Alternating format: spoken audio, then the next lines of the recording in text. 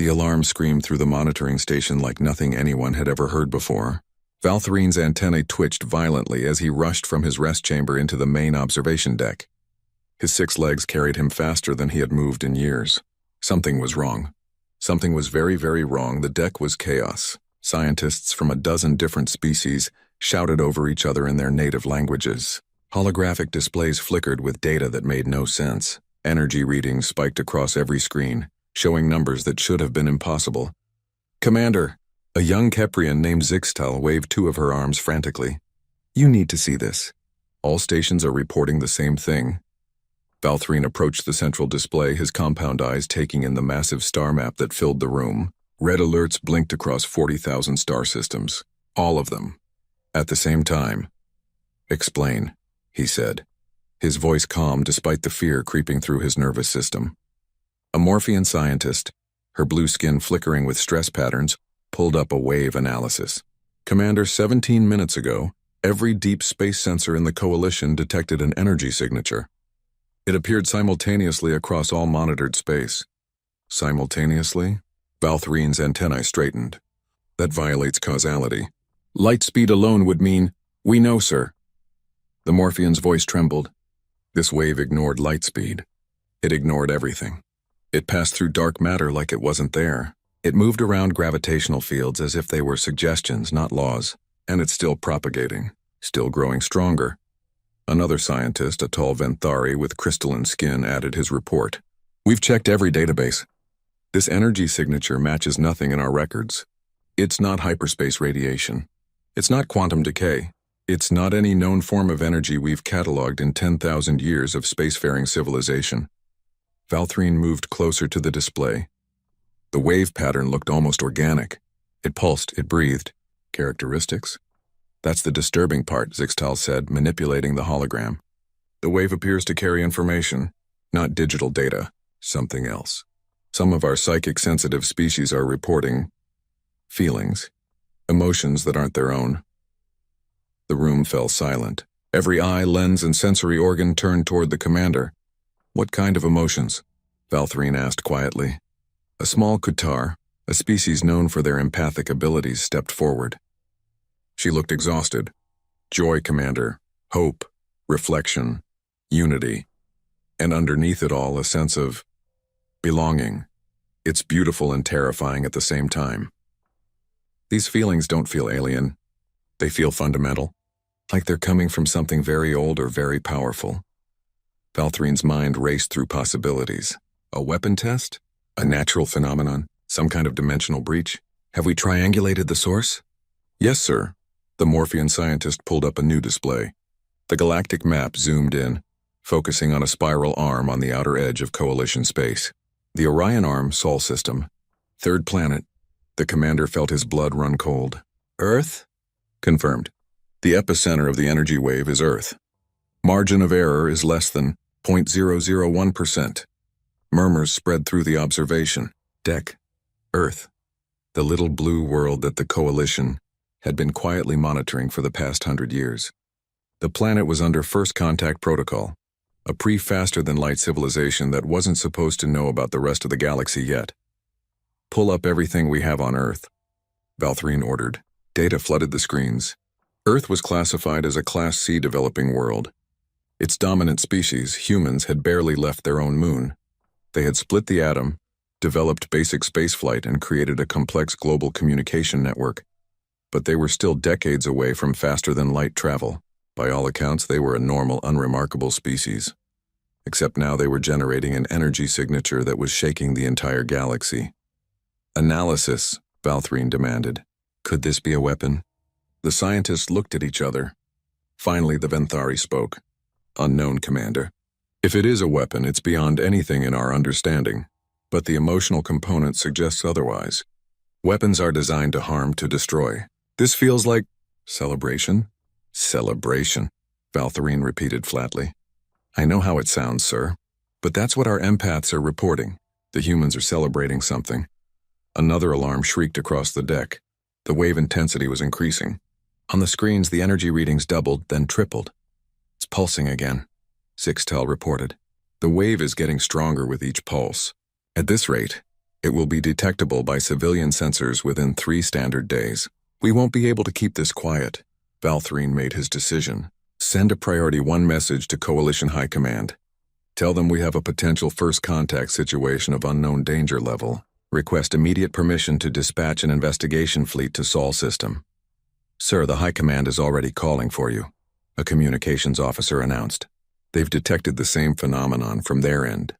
The entire council wants answers. Within the hour, Valthrine found himself in a holographic conference with the Coalition's highest leaders. Representatives from 20 major species filled the virtual chamber, each showing various degrees of alarm.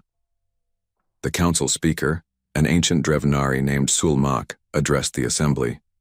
We are facing an unprecedented situation. Every world in Coalition space has detected this anomaly. Panic is beginning to spread. Some of our member species are claiming this is the end of days. We need information, Commander Valthrine. What are we dealing with? Valthrine projected the data for all to see. The source is confirmed as Earth, a pre-contact world in the Orion Arm. The energy signature is unknown but appears to carry emotional or psychic components. The humans appear to be generating this phenomenon, though we have no indication they're aware of it. Humans? A Drakthon general named Corvex leaned forward, his reptilian features twisted in suspicion. The hairless primates? Impossible. Our survey showed them as barely sentient. No psychic abilities. No special characteristics beyond basic tool use. That was our assessment as well, Valthrine admitted. We may have been wrong. A slender Eris delegate raised a translucent hand. Could they have been hiding their true nature? Deliberately appearing primitive while developing weapons? We've had passive observation posts monitoring Earth for a century, Valthrine said. Nothing suggests deception. They've fought wars among themselves, destroyed portions of their own environment, and struggled with basic social organization. They behave exactly like a young, developing species. Then how do you explain this? Sulmak gestured at the wave data. This kind of power output would require technology thousands of years beyond what they possess. I can't explain it, Valthrine admitted. That's why I'm requesting permission to lead an investigation fleet to Earth. We need to observe them directly. Understand what's happening before we make any decisions. The chamber erupted in debate. Some argued for immediate military intervention. Others suggested waiting and observing. A few radical voices even called for Earth's destruction before the humans could weaponize whatever power they possessed. Finally, Sulmak raised his staff for silence. Commander Valthrine, you have your authorization. Take a science vessel and appropriate military escort. Observe the humans. Determine the nature of this phenomenon. But under no circumstances are you to make contact unless absolutely necessary. We must understand what we're dealing with before revealing ourselves. Is that clear? Perfectly clear, Council Speaker. One more thing, Commander. Sulmak's ancient eyes held a warning.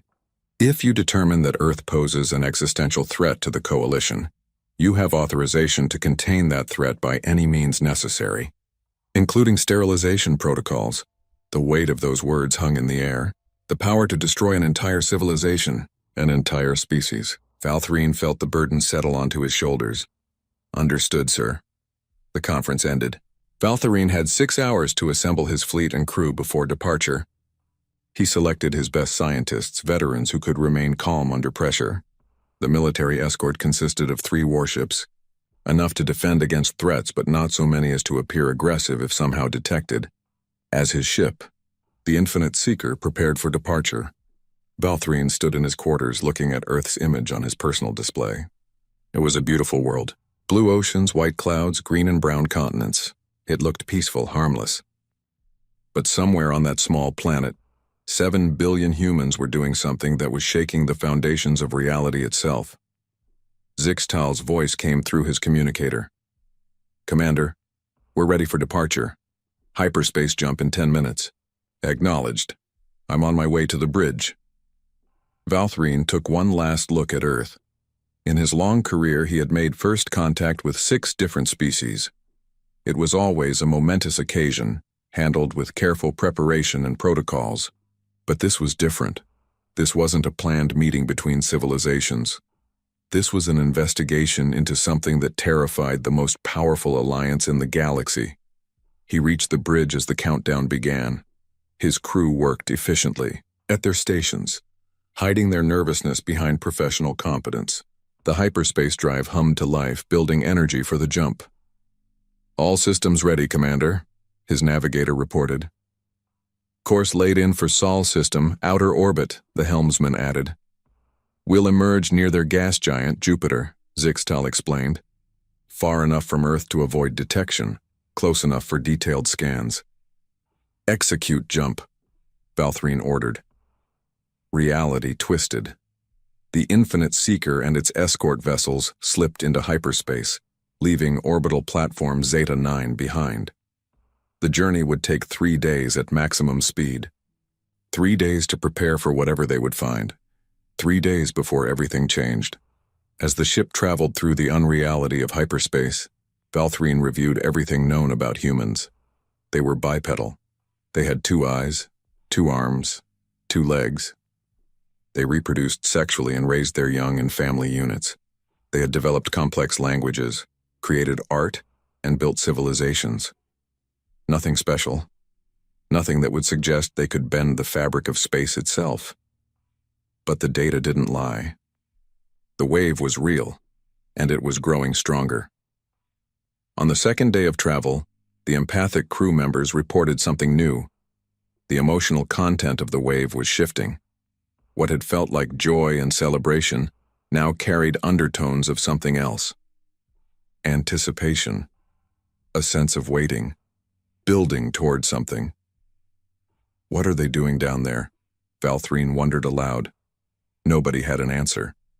On the third day, as the fleet prepared to drop out of hyperspace, the wave pulsed again. This time, it was strong enough that even non-psychic species felt it. A sense of collective breath being held. Billions of minds focused on a single moment in time. The Infinite Seeker emerged from hyperspace near Jupiter, its cloaking systems immediately engaging. The gas giant loomed before them, massive and beautiful. And there, just a few 100 million kilometers away, was Earth. "Begin scans," Valthrine ordered. "I want to know everything. What are the humans doing right now?" The science team worked frantically. Data poured in from every sensor, visual feeds, electromagnetic radiation, thermal imaging, gravitational measurements. And then they saw it. All across Earth, humans were gathering, in cities and towns, in homes and public spaces. They were watching screens, holding hands, counting down together. The planet's communication networks blazed with activity as billions of humans synchronized their actions to a single moment. "What is this?" Valthrine demanded. A human cultural specialist, an AI subroutine programmed with human knowledge, provided the answer. "They are celebrating what they call New Year's Eve, my commander. A arbitrary but significant moment when their calendar year changes. It's a time of reflection, celebration, and hope for the future. At midnight, in each time zone, humans celebrate together." "Celebrate?" Valthrine repeated. "This entire crisis is because they're having a party?" "It appears so, sir." As midnight approached in the first time zone, sensors detected an enormous surge in the wave. The humans counted down together. 10, 9, 8. Their collective anticipation built with each number. 3, 2, 1. The moment the new year began, the wave exploded outward with such force that the Infinite Seeker rocked in space despite being millions of kilometers away. Every alarm on the ship screamed at once, and in that moment every sensitive being on the ship felt it. Pure, undiluted human emotion, joy at survival, hope for tomorrow, gratitude for life, determination to do better, love for those around them. All of it amplified by billions of minds thinking and feeling in unison. It was the most beautiful and terrifying thing Valthrine had ever experienced. "By the ancestors," Zixtal whispered. "What are they?" The Infinite Seeker stabilized after several tense minutes. Emergency systems had automatically engaged when the wave hit, protecting the sensitive equipment from overload. Around the bridge, crew members slowly recovered from the emotional shock. Some were crying. Others sat in stunned silence. A few looked almost peaceful, as if they had experienced something sacred. Valthrine forced himself to focus. His training as a commander pushed through the lingering echoes of human emotion that still resonated in his mind. "Damage report. Minor systems only, sir," the engineering officer replied, her voice shaky. The cloaking field held. "No structural damage, but our psychic dampeners completely failed. Whatever that was, it bypassed every protection we had." "Did they detect us?" Valthrine asked urgently. The sensor operator checked his screens. "No, Commander. Earth's detection systems show no change. They have no idea we're here. They're still celebrating." On the main view screen, Earth continued its rotation. City lights sparkled across the dark side of the planet. Fireworks exploded over major population centers. Humans danced in streets, embraced each other, sang songs. They looked so normal, so innocent. They had no idea what they had just done. "Analysis," Valthrine ordered. "What exactly happened?" The science team worked through their data. Zixtal coordinated the effort, her multiple hands dancing across holographic controls. After 30 minutes, she presented her findings. "Commander, we've confirmed something extraordinary. The energy wave originates from human consciousness itself, specifically from their emotional states. When billions of humans experienced the same emotions at the same moment, they generated a psychic field strong enough to ripple across dimensional barriers. But humans aren't psychic," a Drakthon officer objected. "We tested them. They show no individual psychic ability whatsoever." "Individually they don't," Zixtal agreed. "But collectively they're the most powerful psychic species we've ever encountered. It's like comparing a single drop of water to an ocean. Each drop is insignificant, but together they can move mountains." The Venthari crystalline scientist added his observations. "I've been reviewing Earth's history from our archives. There are other unexplained phenomena, minor spatial anomalies that occurred during what humans call historical moments. When they first landed on their moon, sensors detected a brief quantum fluctuation. When certain wars ended, when disasters united them, similar smaller events occurred. We dismissed them as measurement errors. We were wrong." Valthrine felt a chill run through his exoskeleton. "How is this possible? What makes humans different?" "That's what we need to understand," Zixtal said. "I propose we conduct detailed scans of human brain activity, social structures, and evolutionary history. If we can understand how they developed this ability, we might predict what they're capable of." "Approved. But maintain stealth protocols. We observe only." For the next 2 days, the fleet hid behind Earth's moon, conducting the most thorough study of humanity ever attempted. Scientists worked around the clock, analyzing everything from human DNA to their social media communications. Slowly, a picture emerged that both fascinated and terrified the coalition observers. Humans were unique in the galaxy, not because they were smarter or stronger than other species, but because of how they had evolved. Their planet had been unusually harsh. Ice ages came and went with brutal regularity. Predators had hunted them. Diseases had decimated their populations. They should have gone extinct a dozen times over. But humans had survived through 2 key adaptations. First, they were persistence hunters. They could chase prey for days without stopping, wearing down faster but less enduring animals through sheer determination. This gave them an individual willpower that bordered on insanity. They simply refused to quit no matter the odds. Second, they were intensely social. Human babies were born helpless and took years to mature, forcing humans to form tight family bonds. They developed language, cooperation, and empathy. They felt each other's pain and joy. They sacrificed for strangers. This made them capable of organizing into groups far larger than any other species at their development level. "They're a paradox," the cultural specialist AI explained to Valthrine. "They're individuals who refuse to give up, but they're also pack animals who define themselves by their connections to others. Alone, a human is formidable. Together, they're exponentially more powerful." "And emotionally?" Valthrine asked. "That's where it gets interesting, Commander. Humans feel emotions with an intensity we've rarely encountered. They cry over fictional stories. They rage at injustice decades old. They fall in love so deeply they'll die for each other. And they experience all of this with no natural dampening mechanisms. Most species evolved emotional regulation. Humans didn't. They feel everything all the time at maximum intensity." Zixtal brought up comparative brain scans. "Look at this, Commander. A human's emotional centers are disproportionately large compared to other species. They're mirror neurons, The parts that let them feel what others feel are incredibly active. When a human sees another human in pain, their brain literally experiences an echo of that pain. They can't help but empathize. That sounds like a disability, a Dracthon officer commented. How do they function? With difficulty, the AI admitted. Human history is full of emotional extremes. Great art and terrible wars. Acts of incredible kindness and horrific cruelty. They're constantly struggling between their individual desires and their social bonds, between their reason and their feelings. But that struggle, that tension, seems to be what makes them powerful. Valthrine studied the data carefully. So when they celebrate together, when they feel hope together, their emotions become a weapon, the Dracthon officer finished. Whether they know it or not, or a gift. The Qatar empath said softly. What I felt during their celebration wasn't aggression. It was pure joy, hope, love. When was the last time any of us felt something that intensely? The bridge fell silent. Most coalition species had evolved past strong emotions. Logic ruled their civilizations. Decisions were made by calculation, not feeling. It was efficient, stable, safe. But watching the humans, Valthrine realized something. The humans weren't safe. They were passionate, chaotic, unpredictable, and maybe, just maybe, that was exactly what made them special. The peaceful observation period ended abruptly on the third day. Alarms blared as sensors detected a massive natural disaster on Earth.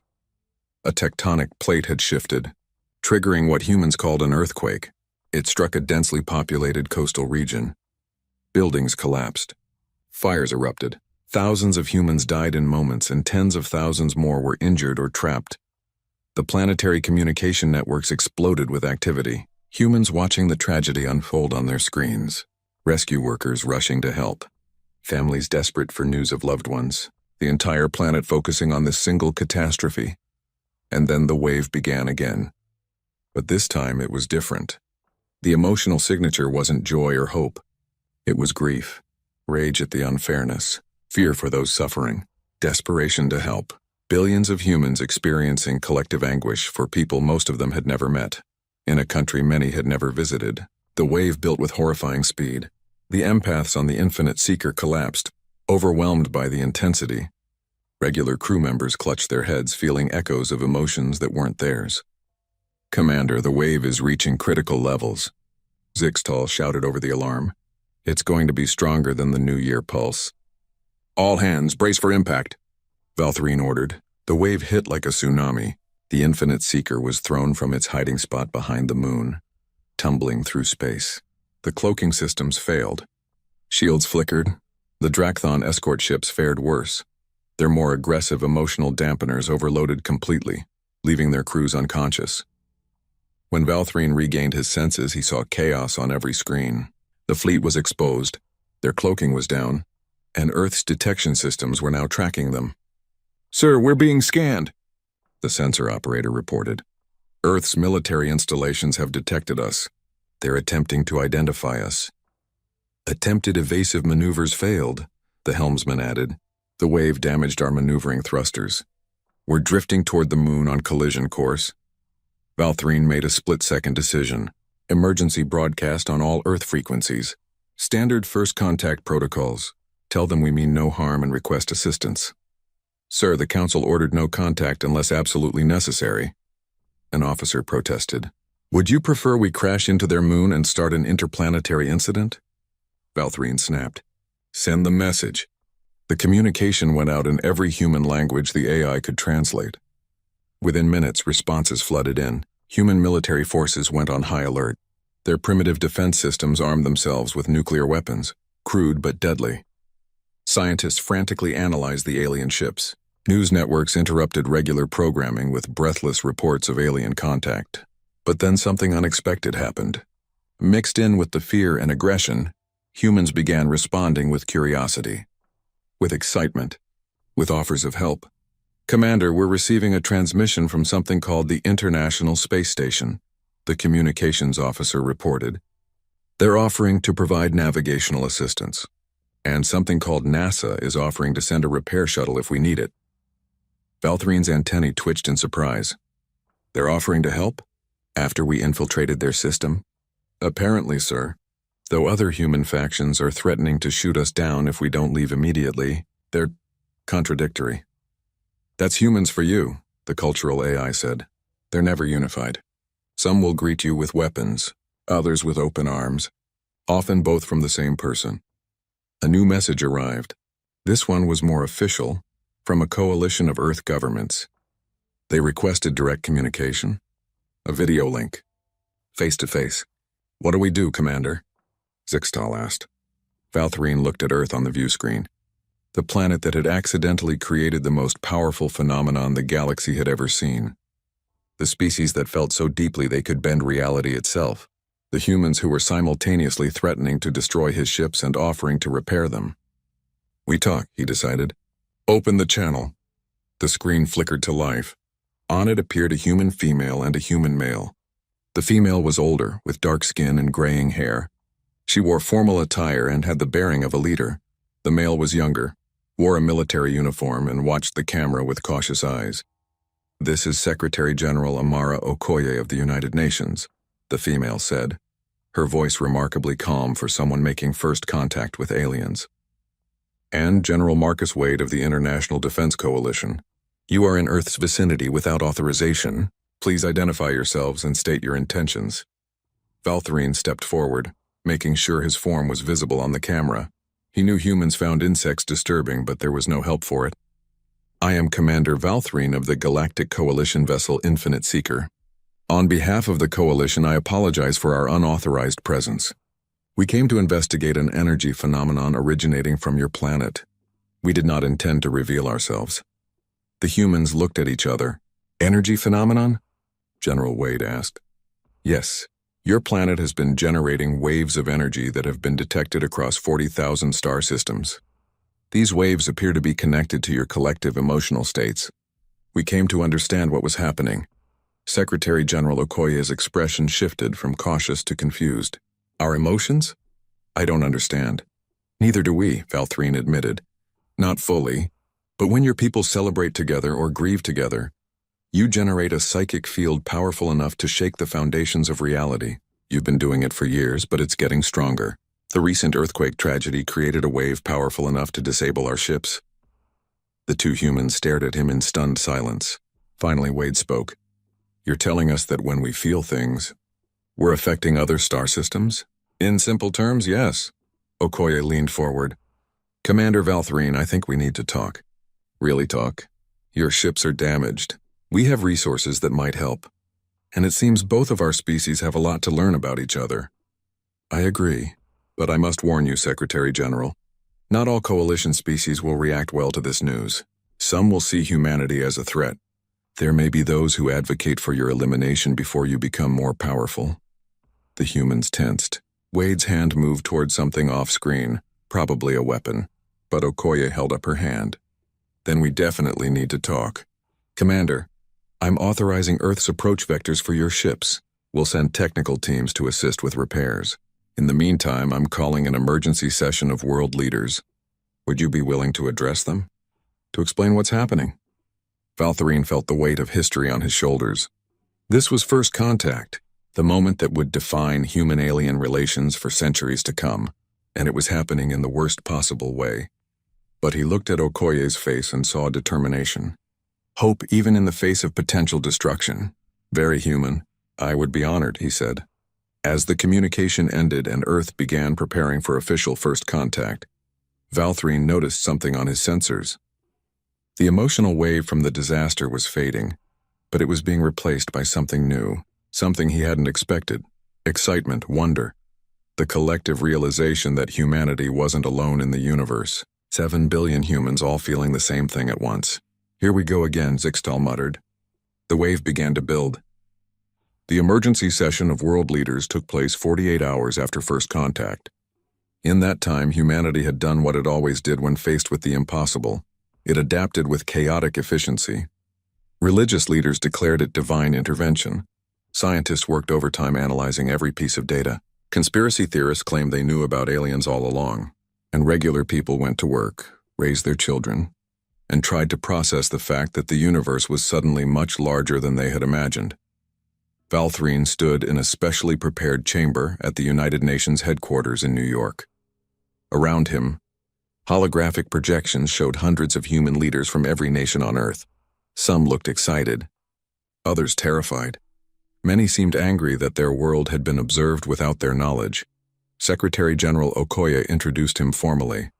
Leaders of Earth, I present Commander Valthrine of the Galactic Coalition. He has agreed to explain the situation we face. Valthrine stepped forward, very aware that billions of humans were watching this broadcast. He could feel their collective attention like a physical weight. Thank you, Secretary General. I will speak plainly. Your species has developed an ability that we in the Coalition have never encountered. When you feel strong emotions together, you create waves of energy that affect reality itself. This power has grown stronger as your population and communication technology have advanced. A human leader from what the translator identified as China raised his hand. Why didn't you contact us before? If you've been watching us for 100 years, why hide? The Coalition has strict protocols for pre-contact civilizations, Valthrine explained. We've learned that premature contact can destroy developing cultures. We wait until a species develops faster than light travel, proving they're ready for the wider galaxy. But your situation is unprecedented. We had to act. Because we're dangerous, a leader from Russia stated flatly. Because you're powerful, Valthrine corrected. And power without understanding is dangerous to everyone, including yourselves. Dr. Sarah Chen, a neuroscientist who had been invited to the session, spoke up. Commander, I've been studying your data. I think I understand what's happening. May I explain to my fellow humans? Please do. Dr. Chen activated her own presentation, showing human brain scans and evolutionary timelines. What makes us different is how we evolved. Earth has been unusually harsh.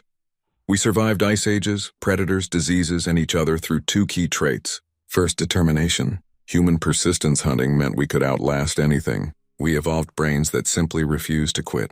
Second, empathy. We're social animals who feel what others feel. When you see someone smile, your brain mirrors that smile. When you see someone suffer, you feel their pain. She pulled up comparative data. Other species evolved emotional regulation. They learned to control, suppress, or eliminate strong feelings for logical thinking. Humans didn't. We feel everything at maximum intensity.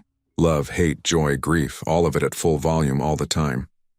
Our emotional centers are disproportionately large for our brain size. But how does that create energy waves? A European leader asked. That's the part I'm still working on, Dr. Chen admitted. But I have a theory. Consciousness affects reality at the quantum level. That's established physics. What if human consciousness, amplified by billions of minds feeling the same thing, creates a resonance effect, like individual ripples combining into a tsunami? We're not psychic as individuals, but collectively, we're the loudest emotional voice in the galaxy. General Wade, sitting beside Okoye, leaned forward. Commander, you said some coalition species might see us as a threat. What's the worst-case scenario? Valthrine appreciated the human's directness. Some species may advocate for your quarantine or elimination. The Drakthon in particular are militant and view unknown powers as threats to be neutralized. I cannot guarantee your safety. The chamber erupted in multiple languages. Anger, fear, and defiance rippled through the assembled leaders. And Valthrine felt it. The emotional wave beginning to build again. Billions of humans listening to this broadcast starting to feel the same emotions. Please, he said urgently. You must understand, when you all feel strongly about something, reality responds. Right now, your fear and anger are creating a wave. My empathic crew members are already experiencing it. Dr. Chen looked alarmed. Are you saying we need to suppress our emotions? That's not really something humans can do. No, I'm saying you need to understand what you're capable of. Knowledge without understanding led to the atomic bomb. Understanding without wisdom could make you even more dangerous to yourselves. Okoye stood, commanding attention. Then we need wisdom. Commander, we request that you help us understand this power. In exchange, we'll share everything we know about human psychology, culture, and capability. Mutual understanding serves us both. Before Valthrine could respond, alarms blared throughout the building. His communicator lit up with urgent messages from the Infinite Seeker. Commander, we're detecting multiple hyperspace signatures. Zixtal's voice was panicked. 12 vessels just dropped out of FTL in Earth's vicinity. They're not responding to Coalition protocols, identifying they're Drakthon raiders. They're breaking formation and heading for Earth. Valthrine's blood ran cold. This is a Priority 1 emergency, he announced to the gathered humans. A hostile fleet is approaching your planet. They're here to eliminate what they perceive as a threat. The chamber erupted in chaos. General Wade was already shouting orders into his communicator. Military forces around the world went on high alert. Human defense systems, primitive as they were, prepared to engage an enemy they had no hope of defeating. How long do we have? Okoye demanded, her voice cutting through the panic. Minutes, Valthrine said. Perhaps less. The Drakthon don't negotiate. They act first and justify later. They must have monitored coalition communications and decided to take matters into their own claws. On the view screens, the approaching ships became visible. They were large, angular, covered in weapons. Designed for war, Earth's satellites tracked them as they entered the planet's orbit, ignoring the coalition escort vessels' attempts to intercept. Humanity's defense systems are no match for this technology, General Wade said, his voice tight. We have nuclear weapons, but we can't deliver them fast enough. They'll annihilate our cities before we can respond. Dr. Chen was staring at her datapad, her mind racing. Commander, what happens if 7 billion humans experience the same emotion at exactly the same time? Valthrine understood immediately. I don't know. We've never measured anything that strong. Then maybe it's time to find out, she said. She turned to Okoye. Madam Secretary, we need to broadcast to the entire planet. Everyone needs to hear this now. Okoye didn't hesitate. Do it. Within seconds, Dr. Chen's face was on every screen on Earth. Television, internet, phones, public displays. Every device humanity had invented suddenly showed the same thing. 7 billion people stopped what they were doing and listened. People of Earth, Dr. Chen began, her voice steady despite the terror of the moment. We are under attack by an alien force that wants to destroy us. Our weapons can't stop them. Our military can't protect us. But we have something they don't. We have each other. She paused, letting that sink in. Commander Valthrine has shown us that when we feel together, when we share the same emotions, we create power. Real power. Power enough to shake the galaxy. Right now, I need everyone to do something difficult. I need you to feel. Not fear, not hate, but something stronger. Think about everyone you love. Your family, your friends, the stranger who smiled at you. The person who helped when you needed it. Think about what makes humanity beautiful. Our art, our music, our stories, our ability to hope even in darkness, our refusal to give up, our determination to protect each other. Above Earth, the Drakthon ships began their attack run. Weapons charged. Targeting systems locked onto major population centers. I'm a scientist, Dr. Chen continued, tears streaming down her face. I deal in facts and data. But right now, I'm asking you to believe in something that sounds impossible. I'm asking you to believe that love is stronger than weapons, that hope can bend reality, that 7 billion humans caring about each other can create a miracle. Around the world, something extraordinary happened. In homes and streets, in shelters and offices, billions of humans stopped being afraid. They thought about what Dr. Chen had said. They thought about the people they loved, the planet they shared, the future they wanted for their children, and they felt it. All of them, together. The wave began as a ripple, then a pulse, then a tsunami of pure human emotion that dwarfed everything that had come before. Not fear or anger, but something more fundamental. The desperate, defiant love of a species that refused to die. The hope of people who had survived ice ages and world wars and plagues and had kept going, kept trying, kept caring. Valthrine watched in awe as the wave erupted from Earth. It was visible now, a shimmer in space itself, like reality was bending around the planet. The wave expanded outward at impossible speed, washing over the Drakthon ships. For a moment, nothing happened.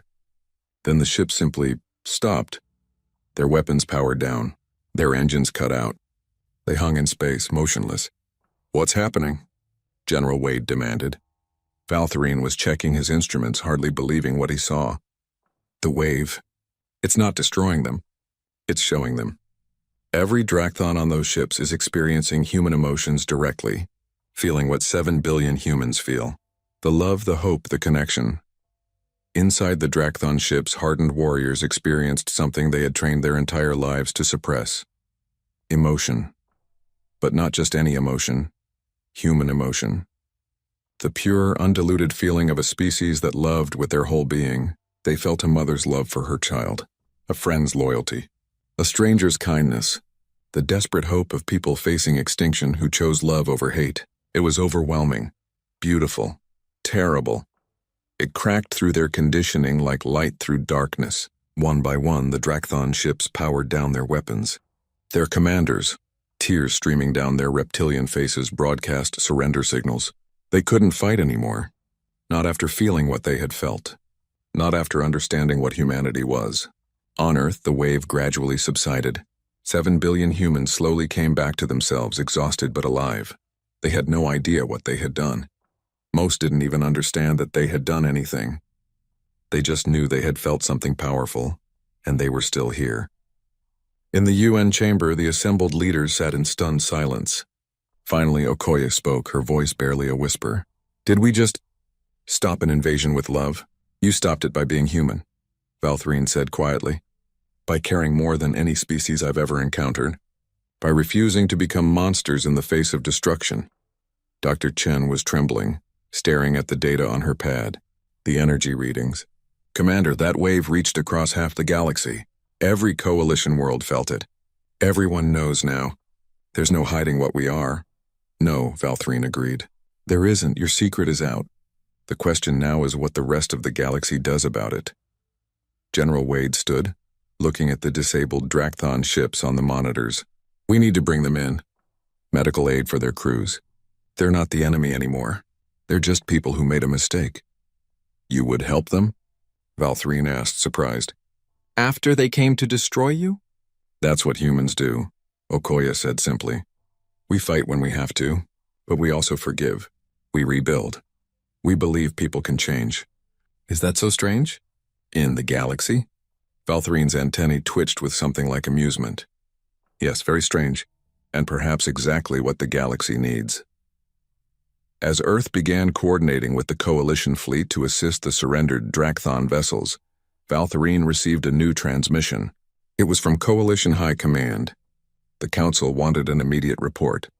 He had a feeling this conversation was going to be difficult. The wave humanity had just created had reached across known space. Every Coalition world had felt it. Every species had experienced, even briefly, what it meant to feel like a human. And the galaxy would never be the same. Valthrine looked at the humans around him, these emotional, chaotic, impossible beings who had just stopped a war with nothing but their capacity to care. Secretary General, he said, I believe we have a great deal to discuss, and I believe the Coalition is going to need to reconsider everything it thinks it knows about power, about civilization, and about what it means to be truly advanced. Okoye smiled tiredly. Welcome to humanity, Commander. We're still figuring that out ourselves. She paused, letting that sink in. Commander Valthrine has shown us that when we feel together, when we share the same emotions, we create power. Real power. Power enough to shake the galaxy. Right now, I need everyone to do something difficult. I need you to feel. Not fear, not hate, but something stronger. Think about everyone you love. Your family, your friends, the stranger who smiled at you. The person who helped when you needed it.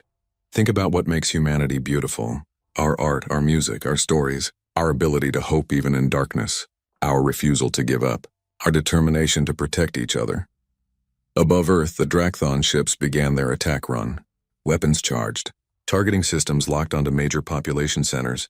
I'm a scientist, Dr. Chen continued, tears streaming down her face. I deal in facts and data. But right now, I'm asking you to believe in something that sounds impossible. I'm asking you to believe that love is stronger than weapons, that hope can bend reality, that 7 billion humans caring about each other can create a miracle. Around the world, something extraordinary happened. In homes and streets, in shelters and offices, billions of humans stopped being afraid. They thought about what Dr. Chen had said. They thought about the people they loved, the planet they shared, the future they wanted for their children, and they felt it. All of them, together. The wave began as a ripple, then a pulse, then a tsunami of pure human emotion that dwarfed everything that had come before. Not fear or anger, but something more fundamental. The desperate, defiant love of a species that refused to die. The hope of people who had survived ice ages and world wars and plagues and had kept going, kept trying, kept caring. Valthrine watched in awe as the wave erupted from Earth. It was visible now, a shimmer in space itself, like reality was bending around the planet. The wave expanded outward at impossible speed, washing over the Drakthon ships. For a moment, nothing happened. Then the ships simply stopped. Their weapons powered down, their engines cut out. They hung in space, motionless. "What's happening?" General Wade demanded. Valtherine was checking his instruments, hardly believing what he saw. The wave. It's not destroying them. It's showing them. Every Drakthon on those ships is experiencing human emotions directly, feeling what 7 billion humans feel. The love, the hope, the connection. Inside the Drakthon ships, hardened warriors experienced something they had trained their entire lives to suppress. Emotion. But not just any emotion. Human emotion. The pure, undiluted feeling of a species that loved with their whole being. They felt a mother's love for her child, a friend's loyalty, a stranger's kindness, the desperate hope of people facing extinction who chose love over hate. It was overwhelming, beautiful, terrible. It cracked through their conditioning like light through darkness. One by one, the Drakthon ships powered down their weapons. Their commanders, tears streaming down their reptilian faces, broadcast surrender signals. They couldn't fight anymore. Not after feeling what they had felt. Not after understanding what humanity was. On Earth, the wave gradually subsided. 7 billion humans slowly came back to themselves, exhausted but alive. They had no idea what they had done. Most didn't even understand that they had done anything. They just knew they had felt something powerful, and they were still here. In the UN chamber, the assembled leaders sat in stunned silence. Finally, Okoye spoke, her voice barely a whisper. "Did we just stop an invasion with love? You stopped it by being human," Valtherine said quietly. "By caring more than any species I've ever encountered. By refusing to become monsters in the face of destruction." Dr. Chen was trembling, staring at the data on her pad, the energy readings. "Commander, that wave reached across half the galaxy. Every coalition world felt it. Everyone knows now. There's no hiding what we are." "No," Valtherine agreed. "There isn't. Your secret is out. The question now is what the rest of the galaxy does about it." General Wade stood, looking at the disabled Drakthon ships on the monitors. "We need to bring them in. Medical aid for their crews. They're not the enemy anymore. They're just people who made a mistake." "You would help them?" Valtherine asked, surprised. "After they came to destroy you?" "That's what humans do," Okoye said simply. "We fight when we have to, but we also forgive. We rebuild. We believe people can change." "Is that so strange?" "In the galaxy?" Valtherine's antennae twitched with something like amusement. "Yes, very strange, and perhaps exactly what the galaxy needs." As Earth began coordinating with the Coalition fleet to assist the surrendered Drakthon vessels, Valtherine received a new transmission. It was from Coalition High Command. The Council wanted an immediate report. He had a feeling this conversation was going to be difficult. The wave humanity had just created had reached across known space. Every Coalition world had felt it. Every species had experienced, even briefly, what it meant to feel like a human. And the galaxy would never be the same. Valtherine looked at the humans around him, these emotional, chaotic, impossible beings who had just stopped a war with nothing but their capacity to care. "Secretary General," he said, "I believe we have a great deal to discuss, and I believe the Coalition is going to need to reconsider everything it thinks it knows about power, about civilization, and about what it means to be truly advanced." Okoye smiled tiredly. "Welcome to humanity, Commander. We're still figuring that out ourselves." 3 weeks after the Drakthon incident, Valtherine stood before the full assembly of the Galactic Coalition Senate. The chamber was massive, designed to hold representatives from 346 member species. Today, every seat was filled. Every eye, sensor, and optical organ was fixed on him. Behind him, on a raised platform, stood the human delegation. Secretary General Okoye, General Wade, Dr. Sarah Chen, and 12 other representatives from Earth. They wore their finest formal attire, looking small and vulnerable among the alien beings that filled the chamber. The council speaker, Sulmak, raised his ceremonial staff. The chamber fell silent. "Commander Valtherine," Sulmak began, his ancient voice echoing through the hall, "you have submitted a recommendation that Earth be granted provisional membership in the Galactic Coalition. This is unprecedented. Never in our 10,000-year history have we offered membership to a pre-FTL civilization. You ask us to break our most sacred protocols. Explain yourself. Valthrine had prepared for this moment. Honored council, respected members of the Senate, I stand before you having witnessed something that changed my understanding of what power truly means. The humans possess an ability that dwarfs our most advanced technology. When they feel together, they can reshape reality itself. This makes them the most potentially dangerous species we have ever encountered. Murmurs spread through the chamber. Fear, anger, suspicion. But, Valthrine continued, they are also the most remarkable species I have encountered. When faced with extinction, they chose compassion over hatred. When given power, they used it to defend, not to conquer. The Drakthon came to destroy them, and the humans responded by showing them what it means to care. 12 Drakthon ships surrendered not because they were defeated, but because they were transformed. A Drakthon representative stood, his scales still bearing the marks of recent emotional trauma. Commander Valthrine speaks truth. I am Captain Corvex. I led the attack on Earth. I came to eliminate a threat. What I found instead was... He struggled for words. I experienced what humans call love. Pure, unconditional, overwhelming love. For the first time in my life, I felt what it means to care about someone beyond myself. The humans could have destroyed us. Instead, they healed us. They fed us. They treated our wounds and sent us home with forgiveness. Another species rose, the Kutar empath who had been aboard the Infinite Seeker. I must speak.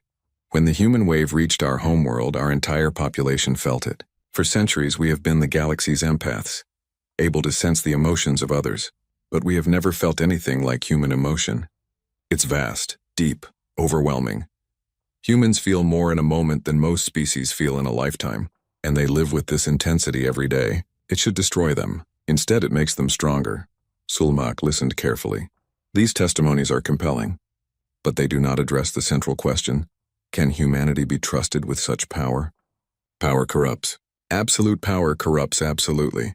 This is a law as old as civilization itself. Then let us answer that, Okoye said, stepping forward.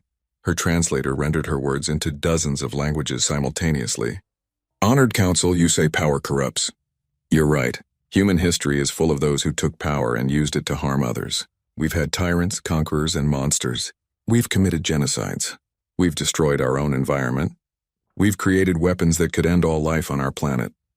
The Senate listened, many nodding. This confirmed their fears. But Okoye continued, we also have another history. A history of people who fought against tyranny, who stood up for the weak, who sacrificed themselves for strangers. We created art that celebrates life, music that brings joy, stories that teach compassion. Yes, we're capable of terrible things, but we're also capable of beautiful things, and we're always trying to be better. Dr. Chen activated a holographic display. Let me show you something. This is human history over the past 5,000 years. A timeline appeared marked with countless events. Wars, disasters, atrocities, all highlighted in red. You see? We're violent, destructive, dangerous. Then she changed the display. New markers appeared in blue, far more numerous than the red ones. But look at this. These are moments of cooperation, of peace, of charity. For every war, there are 10 peace treaties. For every tyrant, there are 100 heroes who oppose them. For every weapon, there's a hospital, a school, a library.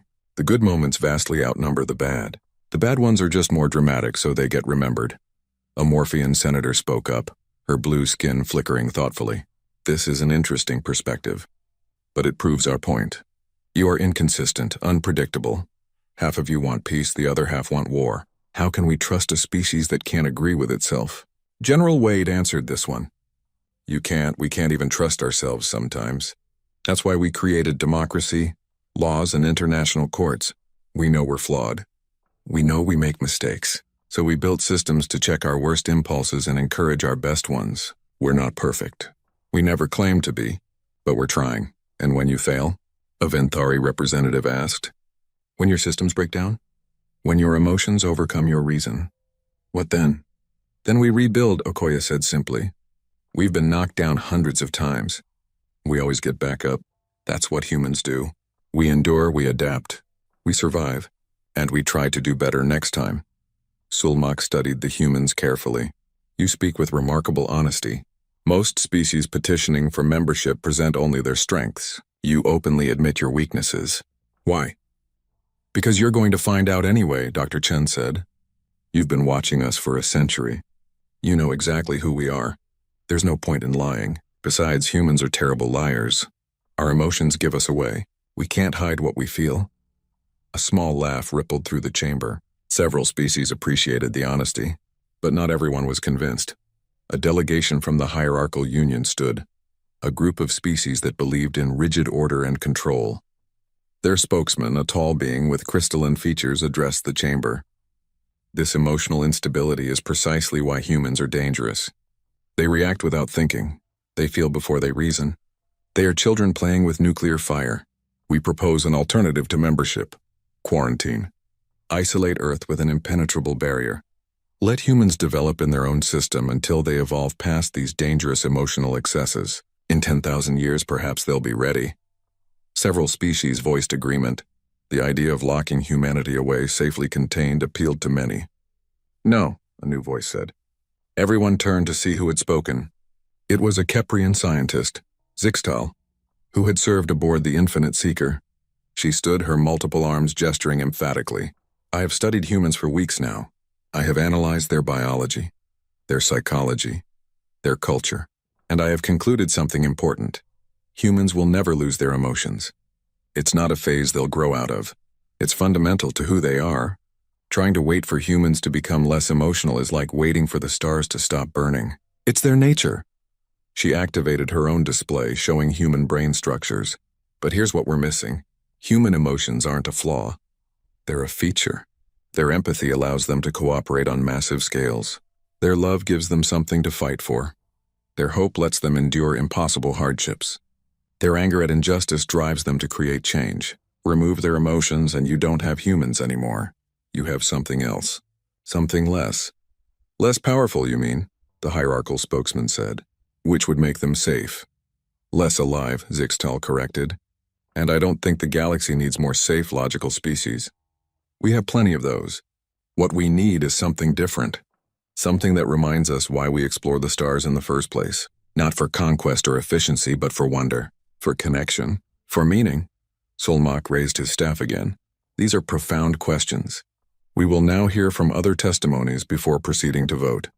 For the next 3 hours, species after species rose to speak. Some defended humanity. Others condemned them. The debate raged across philosophical, practical, and ethical grounds. The turning point came from an unexpected source. The oldest member of the Senate, a being so ancient that most didn't know her species' name, rose to speak. She rarely participated in debates, communicating through translators and appearing only holographically. I have lived for 3,000 years, she said, her voice like wind through canyons. I have seen civilizations rise and fall. I have watched species conquer the stars and collapse into dust. And I have learned one truth. The species that survive are not the strongest or the smartest. They are the ones who remember why life is worth living. She turned her ancient gaze toward the human delegation. Look at them. They are young, foolish, emotional, and weak by our standards. But they remember something we have forgotten. They remember how to feel joy in simple things. They create art not for profit, but for beauty. They help strangers because it feels right.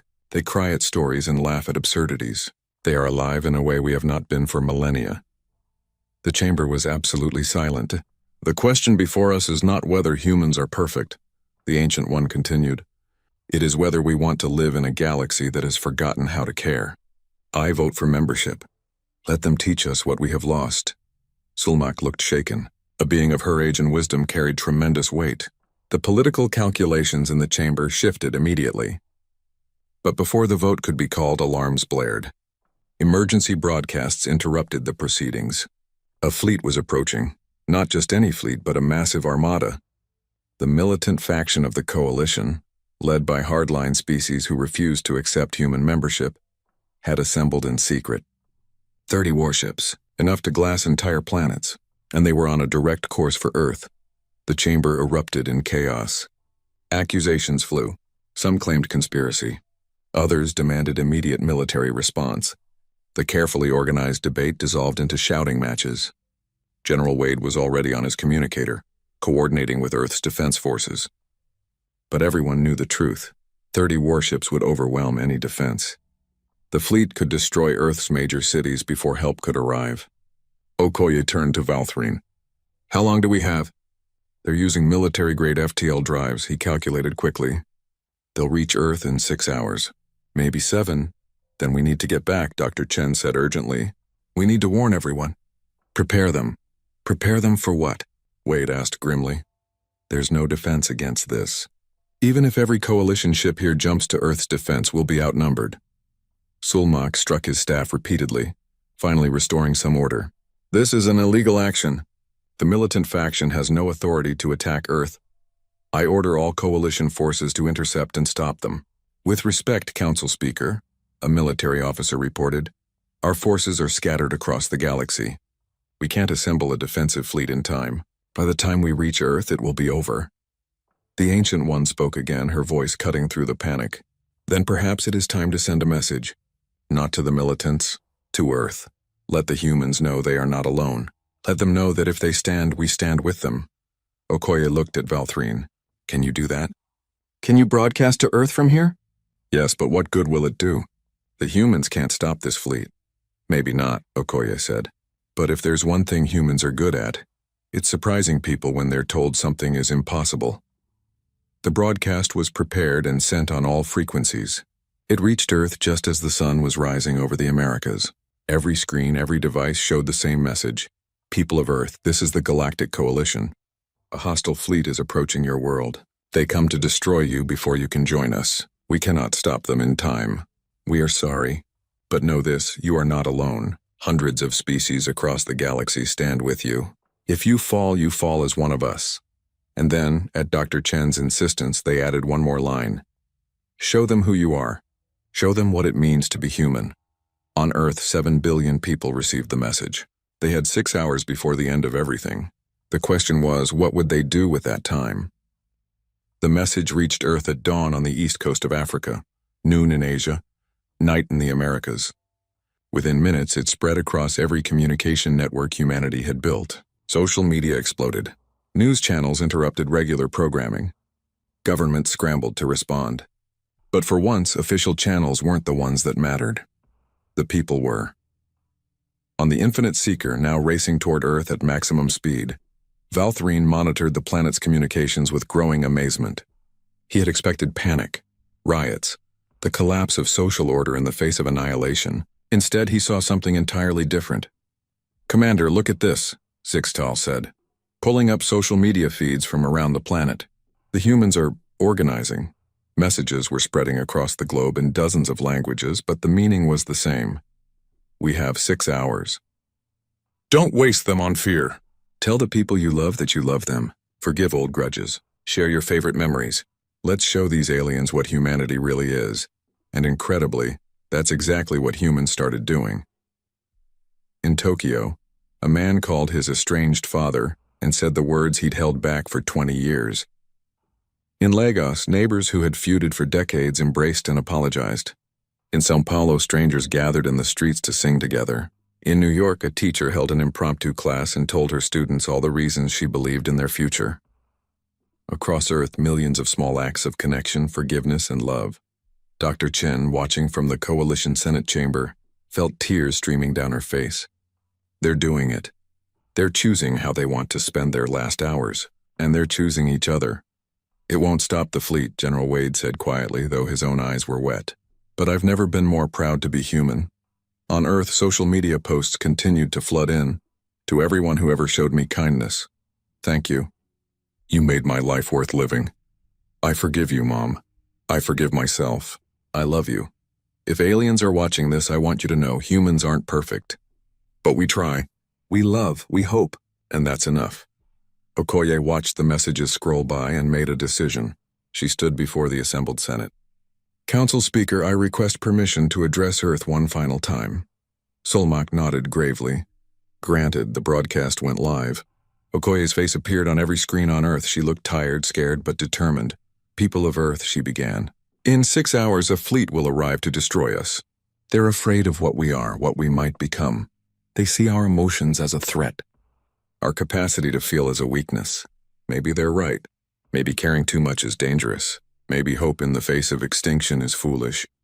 She paused, looking directly into the camera. But I wouldn't change it for anything. Because in the last few hours, I've watched our species do something beautiful. Instead of panicking, you loved each other.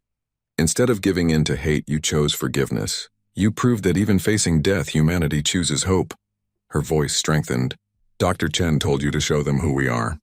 I'm not asking you to fight. I'm not asking you to be afraid. I'm asking you to be exactly what you've been for the last 6 hours. Be human, feel everything, love everyone, and know that whatever happens, we face it together. The broadcast ended. Earth continued its rotation. The fleet continued its approach. And humanity continued to be human. In restaurants, people cooked and shared their favorite meals. In homes, families told stories and laughed and cried. Musicians played concerts in the streets. Artists painted murals celebrating life. Parents held their children and promised them they were brave. Strangers became friends in the hours they had left, and slowly, inevitably, an emotion began to build. Not fear, not anger, something more complex. The bittersweet love of life in the face of its ending. The gratitude for every moment, every connection, every small joy they'd ever experienced. The desperate, defiant hope that maybe somehow love was enough. 7 billion humans all feeling the same thing. The wave began to build. On the Infinite Seeker, every alarm shrieked at once. The empaths collapsed. Regular crew members grabbed their heads, overwhelmed. Falthreen stared at the energy readings in disbelief. That's impossible, he whispered. That's 10 times stronger than anything they've generated before. They're not afraid, Zixtal said, her voice filled with awe.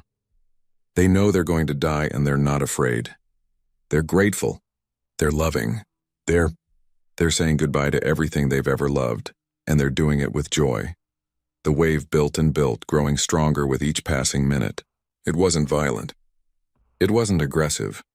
It was pure human emotion in its rawest form. The love of life. The sorrow of loss. The gratitude for having lived it all, and the hope that maybe their existence had meant something. The militant fleet dropped out of hyperspace on schedule. 30 massive warships, bristling with weapons designed to crack planets. Their commander, a being called Zarthek, immediately began targeting Earth's major cities. All ships prepare to fire on my mark, he commanded. We end this threat before it grows stronger. In the name of order and safety, we do what must be done. But as they closed in on Earth, they hit the wave. It washed over the fleet like a tsunami of pure emotion. Suddenly, 30,000 hardened warriors experienced what 7 billion humans were feeling. The love of parents for children, the joy of friendships, the beauty of a sunset, the comfort of home, the hope for tomorrow, the gratitude for having lived, all of it at once, undiluted and overwhelming. And underneath it all, one simple message that echoed through every mind on every ship. We forgive you. We understand you're afraid. We're afraid too, but we don't hate you for it. We never could. On the command ship, Zarthek fell to his knees, tears streaming down his face. He saw flashes of human memories, not his own, but feeling real nonetheless.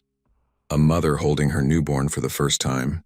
A child's laughter at something silly. An old couple holding hands after 60 years together.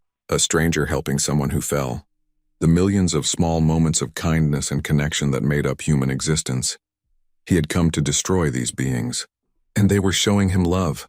I can't, he gasped. I can't do this. Across the fleet, the same realization rippled through every crew member. They had been taught that emotions were weakness, that compassion was inefficiency, that the proper response to fear was elimination. But the humans were teaching them something different. The humans were showing them that love wasn't weakness, it was the strongest thing in the universe. Strong enough to face death with grace, strong enough to forgive those who came to kill them, strong enough to say we understand to those who understood nothing.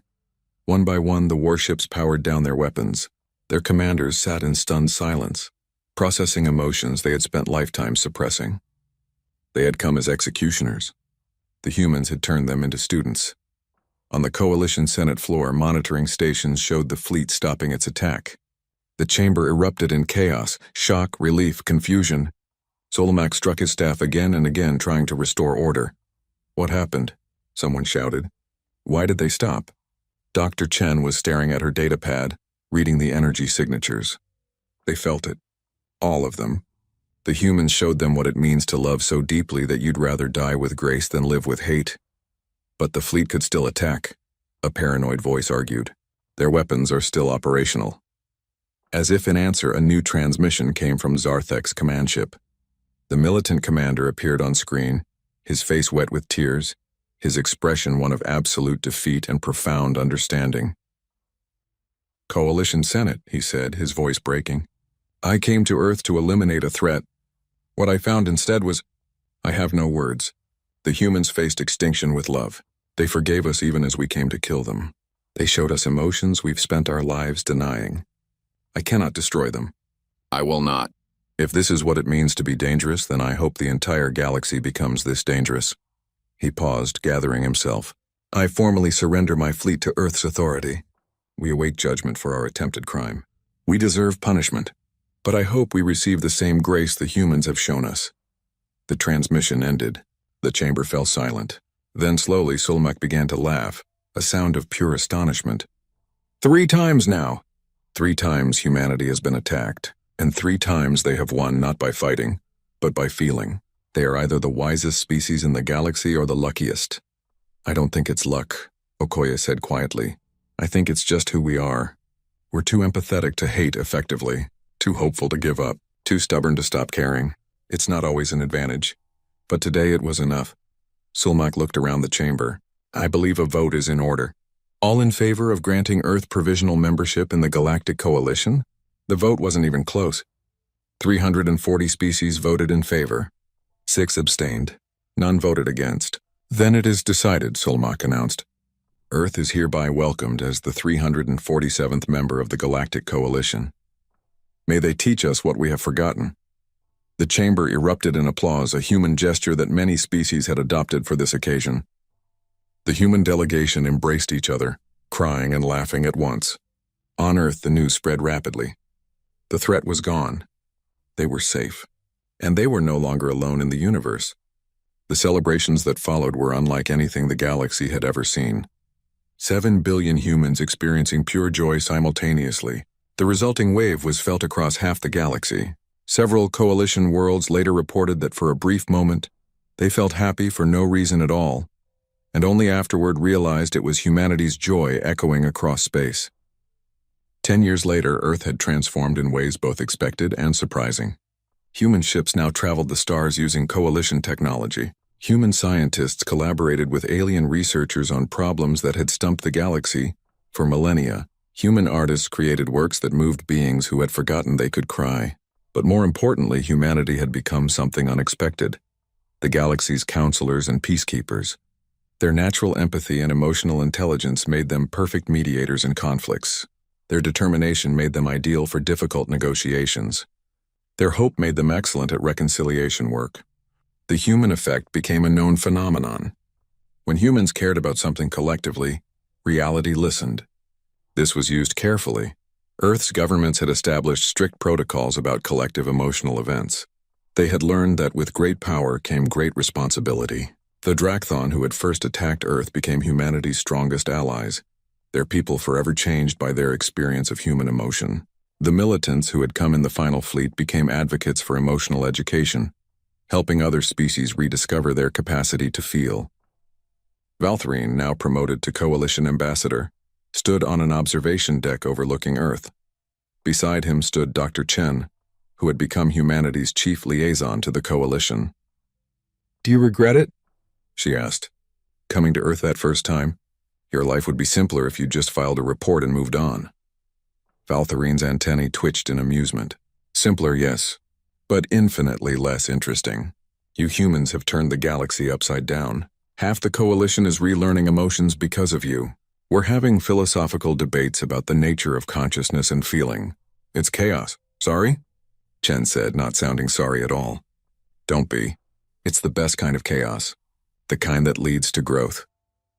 He looked at Earth, at the blue and green planet that had changed everything. "I've been thinking about that first day, when you detected the impossible energy signature. Do you know what I thought it was?" "A weapon." "A dying star," Valthrine admitted. "I thought we were detecting the death throes of some cosmic phenomenon. In a way, I was right. It was death, the death of the galaxy's old ways. The death of the idea that logic and emotion can't coexist. the death of the belief that caring is weakness. Below them, Earth continued its eternal rotation. Cities glowed in the darkness. Oceans reflected starlight. 7 billion humans lived their lives, loving and hoping and occasionally generating waves that rippled across reality itself. "What do you think happens next?" Chen asked. "I don't know," Valthrine said honestly. "But for the first time in my life, I'm excited to find out. You humans have taught us something important. The future doesn't have to be predictable to be wonderful." A young girl walked up to them. Human and Keprian children played together now. In the first truly integrated school in the galaxy, the human child was holding hands with a small alien, and they were laughing about something only they understood. Their joy created tiny sparkles in the air around them, visible proof that happiness itself was a force in the universe. The children ran off and Chen smiled. "You know what the secret is? Why humans can do what we do? Tell me. We never forgot that we're all just people. Doesn't matter if you have 2 legs or 6. If you breathe oxygen or methane, if you're from Earth or a planet 1,000 light years away. We're all just trying to survive, trying to be happy, trying to make sense of this strange universe. And that's scary, so we need each other. That's all it is. We care because we understand what it's like to need someone to care about us." Valthrine considered this. "That's surprisingly profound." "Don't tell anyone," Chen said with a grin. "We humans have a reputation for being emotional, not philosophical. Let's keep them guessing." They stood together in comfortable silence, watching the Earth turn, watching the stars shine, watching the future unfold in ways nobody could predict. Somewhere in the galaxy, on a coalition world, an empath felt a wave of contentment wash over them. They looked up at the stars, smiled, and thought, "Those humans are at it again." And they were right. Humanity was being human, feeling deeply, caring completely, hoping endlessly. They were showing the galaxy that the most powerful force in the universe wasn't technology, or military might, or even psychic ability. It was the simple, impossible, beautiful act of giving a damn. The galaxy would never be the same. And that was exactly how it should be. They called it impossible. We called it being human.